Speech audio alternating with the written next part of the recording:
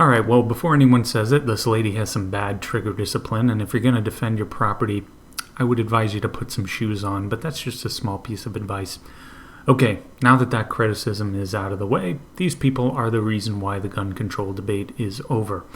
Gun rights are certainly about defending yourself from a tyrannical government trying to trample your individual rights or your property rights, but it's also for citizens who behave like the government and believe themselves to have the monopoly on violence or believe themselves to be above private property rights. These protesters eventually broke a gate, allegedly, although I don't believe it was broken when they initially opened the gate to go down this private road. To me, this doesn't matter, because if the front door to your house is unlocked, or better yet, if it is wide open, does that permit me to just walk into your home? Of course it doesn't. So it's a bit of a moot point about who broke the gate and when.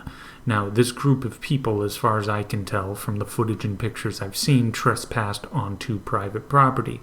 The road and sidewalk you're seeing are apparently not public property.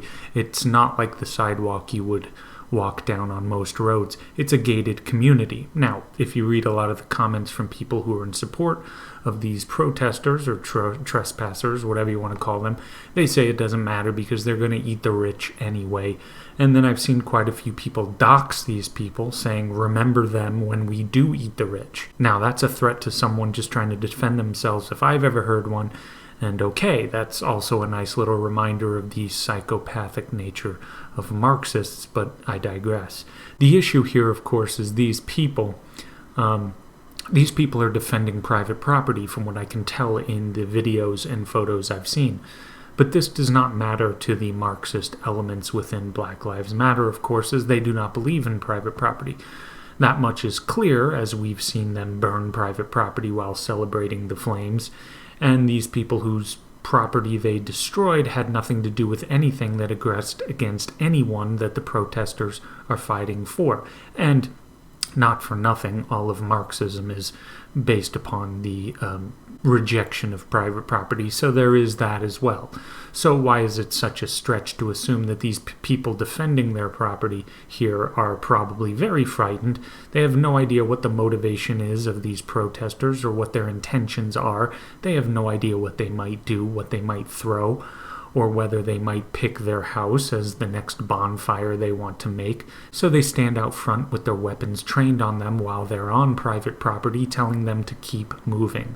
Unless some major detail comes out or these videos and photos are somehow faked or something, I don't see how any reasonable person would not be defending them.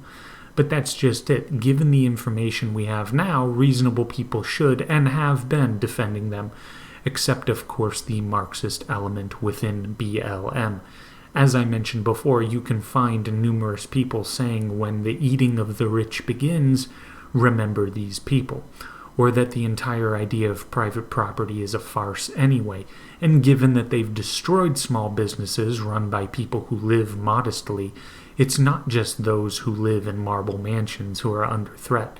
It's anyone, no matter how rich or poor. If you hire someone, you are a wage slave owner, and it's open season on you if the Marxists get their way. So the gun control debate is dead. It's over. I never want to hear about it again. And Marxism, to anyone who is perhaps not far left, but maybe flirts with the left, just take a look at the destruction being wrought by those on your side. And this is nothing new. Don't think for a minute that I'm saying this just because a few people walk down a private street. There's a long history of well over a century of evidence that shows just how people behave when they get Marxism or Marxist thought operating on their minds. It generally brings abject insanity, incoherence, nonsense, and bloodshed into society.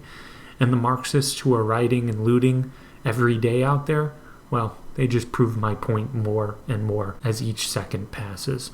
But that's all for now. Like this video, share it, and liberate that subscribe button or whatever. I don't know. Take it easy.